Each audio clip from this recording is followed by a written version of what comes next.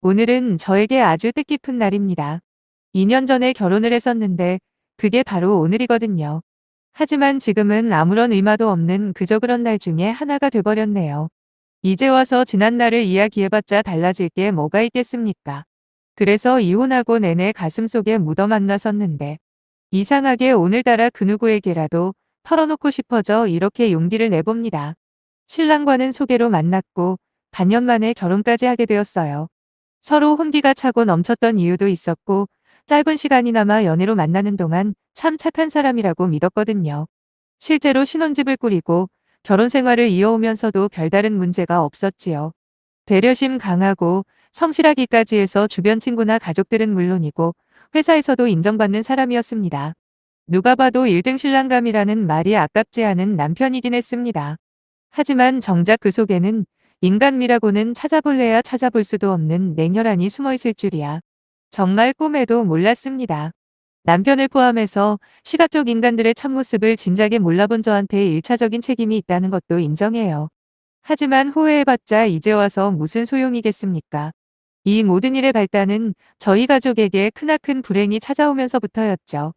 작년 말에 해외에 있던 저희 큰오빠가 교통사고로 세상을 떠나면서 생기게 된 일이었거든요. 사실 저희 집은 딸 둘의 아들 하나입니다. 제가 막내고요.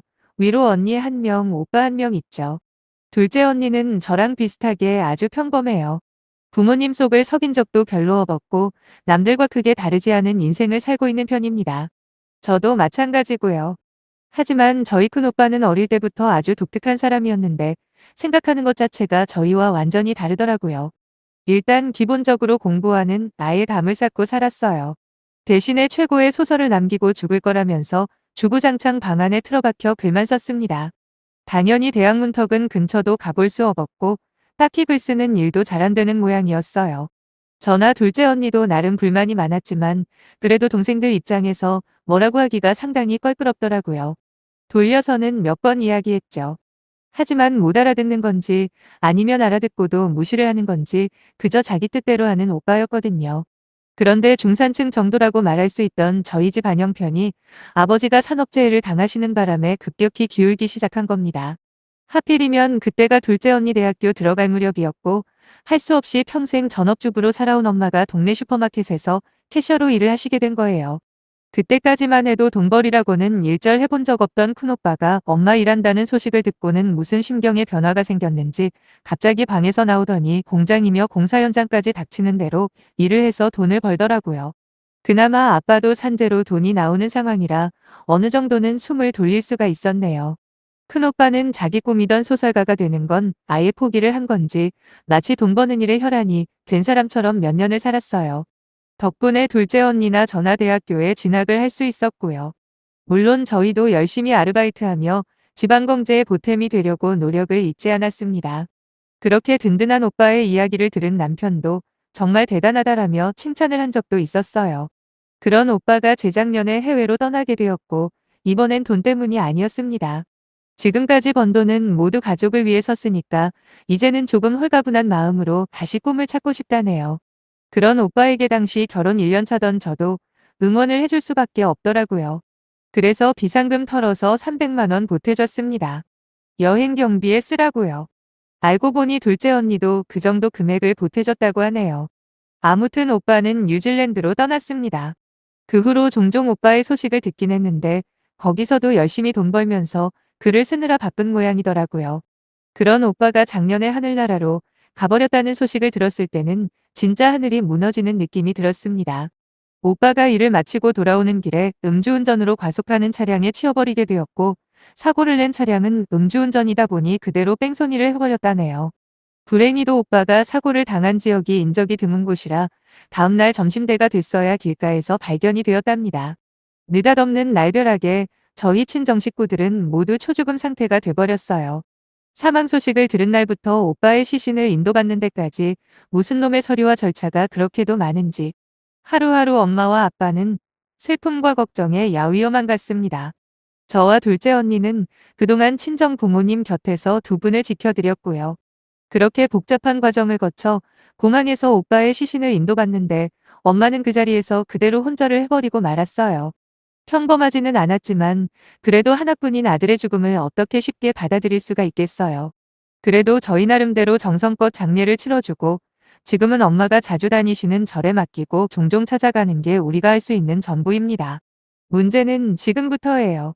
오빠 앞으로 보험금이며 보상금 같은 게 제법 많이 나왔더라고요. 오빠 친구 중에 보험 설계사가 한 명 있었나 본데 그 친구를 통해서 생명보험부터 잡다한 보험들까지 꽤 여러 개를 들어놨었던 겁니다. 하지만 사랑하는 아들을 잃고 그깟 돈이 무슨 소용이겠습니까? 엄마는 아직 꿈도 못 펼쳐본 우리 아들 목숨값인데 이걸 어떻게 쓸 수 있겠냐며 대성통곡을 하셨고 아빠 역시 이 돈 다 필요 없으니 우리 아들 죽인 범인이나 잡아달라 울부짖으셨습니다. 저나 둘째 언니도 제정신이 아닌 건 마찬가지였어요. 큰오빠가 저희 자매한테 얼마나 많은 걸 해줬는지 그것만 생각이 나더라고요. 그렇게 몇 개월이 흘렀지만 큰오빠의 빈자리는 쉽게 채워지지가 않았어요. 물론 해외에 있었다 보니 일상생활에서 자주 생각나고 그러는 건 많이 좋아지더군요. 하지만 이제는 아무리 보고 싶어도 볼 수 없다는 슬픔은 여전했죠. 그러던 어느 날 친정 부모님이 저희 부부와 둘째 언니 내외를 부르신 적이 있습니다. 두 분이서는 심각한 표정으로 앉아 계시더라고요. 아빠는 품에서 통장을 꺼내시면서 이게 우리 집 장남보험금이랑 보상금 받은 거라고 하시면서 이걸 어떻게 했으면 좋겠냐고 하시는 겁니다. 아빠 생각으로는 너희들이 원한다면 얼마씩 나눠주는 게 맞는 것 같다고 하시면서요. 그러자 둘째 언니는 그걸 왜 물어보시냐고 가슴 아프고 피눈물 나는 그 돈은 부모님 앞으로 나온 돈 아니냐. 그러니까 부모님께서 가지시는 게 맞다고 눈물을 흘리며 말을 했습니다. 저도 마찬가지 생각이라 그 돈에서 단돈 10,000원짜리 한 장 건드리고 싶은 마음 없다고 말씀드렸어요. 그리고 집으로 돌아온 저녁 남편이 저한테 그러는 거예요. 너무 감정적으로 대처할 필요까지 있냐고요. 그게 무슨 말이냐고 하니까 큰오빠가 죽은 이후로 제가 가장 듣기 싫어하게 된 말을 하는 거예요.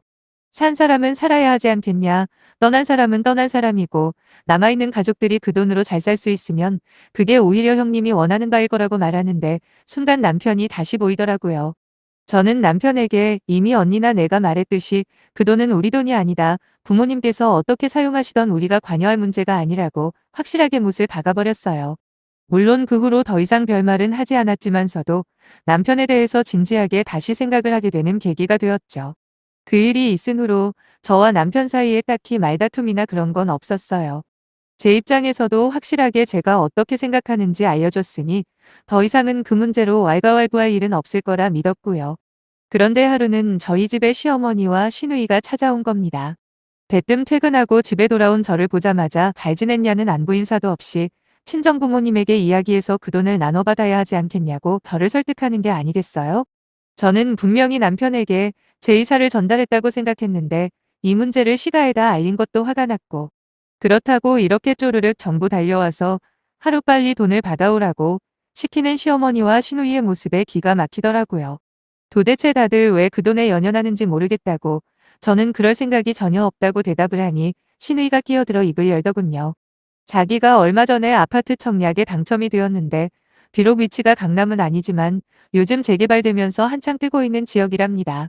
그런데 모아놓은 돈이 많이 부족했어 당장 아파트를 살 수도 없고 대출을 받는다 해도 턱도 없이 모자라다며 도와달라는 거예요.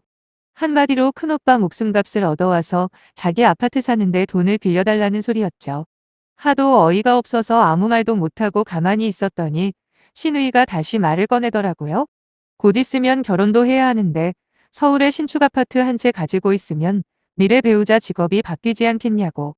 직업 빵빵한 남자한테 시집만 갈 수 있다면야 나중에 저한테 섭섭치 않게 보상을 해준다고 꼭 좀 부탁한다고 이유 같지도 않은 이유를 대는 겁니다. 평소에 제가 알고 있는 시누이 성격으로 보상 같은 소리를 하니까 정말 웃기지도 않았어요. 시누이가 어떤 인간이냐면 저랑 남편 결혼할 때 백수가 돈이 어디 있냐고 하면서 딸랑 5만 원으로 입 닦은 노답입니다.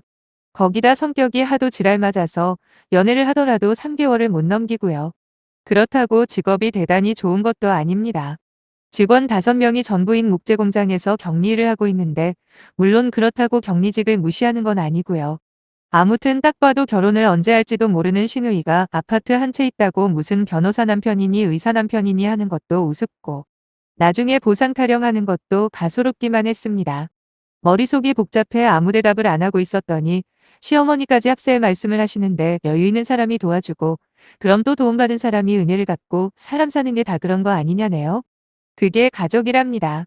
저희 오빠 그렇게 되었을 때도 전화나 문자로 진정 어린 위로 한마디 건네지 않은 주제에 어디 가족을 찾습니까?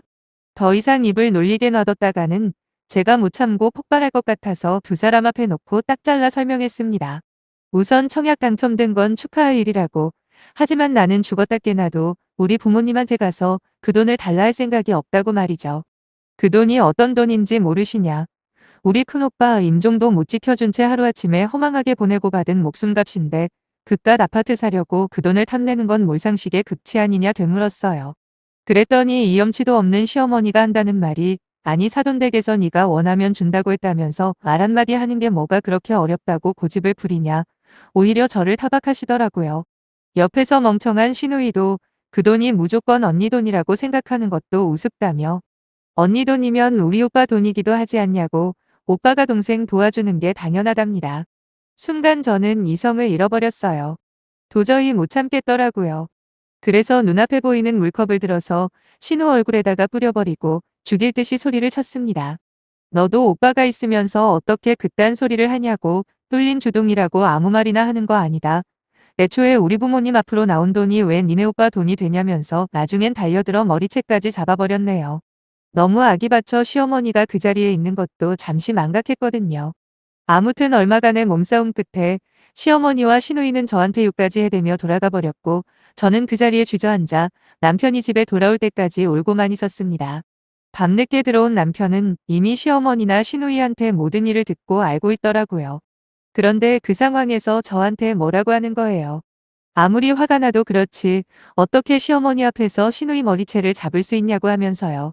저는 도끼 눈을 하고 남편을 노려보며 네가 니네 가족한테 우리 오빠 보험금 이야기했냐고 물어봤어요. 어차피 남편 놈 아니면 누가 말했겠습니까마는 그래도 직접 듣고 싶었습니다. 그래야 확실하게 마음 정리를 할 수 있을 것 같았거든요. 아니나 다를까 남편은 아까 시어머니가 했던 말 그대로 하더군요. 가족끼리 어려울 때 도와주는 거 아니냐면서. 또 그놈의 산 사람은 살아야지라는 말을 하는데 전 그 말을 듣는 순간 큰 방으로 가서 짐을 사기 시작했어요. 남편이 놀래서 따라오더니 지금 뭐 하냐길래 보면 모르냐 소리를 쳤네요. 너랑 이 집에서 1분 1초도 같이 있기 싫어서 짐 사서 나갈 거다 그랬습니다. 남편은 갑작스런 저의 행동에 내심 당황했는지 돈을 달라는 게 아니고 빌려달라는 거였다. 어차피 사놓기만 해도 이득인데 그냥 당첨권만 팔기에는 너무 아까워서 그랬다며 온갖 변명을 다 하더군요. 일단 아파트를 사고 나서 담보로 대출받아 금방 갚을 거랍니다. 그걸 변명이라고 하는 건지 막상 돈 나올 유일한 구멍인 제가 이혼까지 결심한 것 같으니까 잔뜩 쫄아서 주저리 혀가 길어지는 남편 모습이 볼만했습니다. 너는 실컷 떠들어라 나는 무슨 일이 있어도 이혼할 거라 말하고 그대로 짐 사서 나와버렸네요. 그렇게 결혼기념일을 남겨두고 저희는 완벽한 남이 되고 말았습니다. 사실 이런 일이 있을 줄 알고 의도한 건 아닌데 신혼집 구할 당시에 전세를 공동 임차인으로 해서 공동 명의로 구했거든요. 물론 그러면 추가 대출 받기가 힘들다는 단점이 있긴 했지만 그때는 시어머니가 반년 만에 결혼하는 제가 못 믿어서 그랬는지 굳이 공동 명의로 해야 한다고 노래를 부르셔서 어쩔 수가 없었어요. 그때는 나를 못 믿나 싶어 조금 서운하기도 했는데 오히려 그렇게 애쓴 게 이렇게 요긴하게 활용될 줄은 몰랐습니다. 덕분에 신혼집 구할 때 들어갔던 돈 정확하게 그대로 들고 나올 수 있었고 남편은 졸지에 전세금이 빠져버리니 오갈 데가 없어져서 다시 자기 부모님 집으로 돌아갔다고 하네요. 들려오는 소식에 의하면 그래도 전세금이 빠지면서 그 돈으로 신우가 당첨되었다는 아파트를 사긴 했나 봐요. 소위 말하는 영끌을 한 거죠. 차액으로 돈 좀 만질 생각이었나 본데 역시나 신부를 더럽게 쓰면 벌을 받는다는 말이 사실인 것 같네요. 서울에 위치한 신축 아파트임에도 불구하고 미분양이 꽤 많이 생겼대요. 그래서 시세 차익을 꿈도 못 꾸고 아무런 재미도 못 봤답니다. 저와 남편을 소개해준 사람이 그 소식을 전해주는데 속으로 얼마나 시원하던지 모르실 거예요. 지금은 친정 부모님 옆에서 살고 있는데 솔직히 먼저 간 큰오빠 빈자리를 제가 어떻게 채울 수가 있겠습니까? 하지만 실이 있으면 득이 있는 법 아니겠어요. 저희 부모님 입장에서는 제가 이혼한 건 안타까우실 수 있겠지만 그래도 다시 막내딸과 함께 살 수 있는 건 또 좋은 일 아니겠습니까? 힘들어하시는 부모님 곁을 제가 지킬 수 있어서 저 역시도 감사한 기회라고 생각하려고요. 두 분의 슬픔을 제가 조금이나마 덜어드릴 수 있다면 그것보다 더 큰 효도가 또 있을까요? 앞으로 긍정적인 생각만 가지고 부모님에게 효도하며 살겠습니다. 긴 이야기 들어주셔서 정말 감사합니다.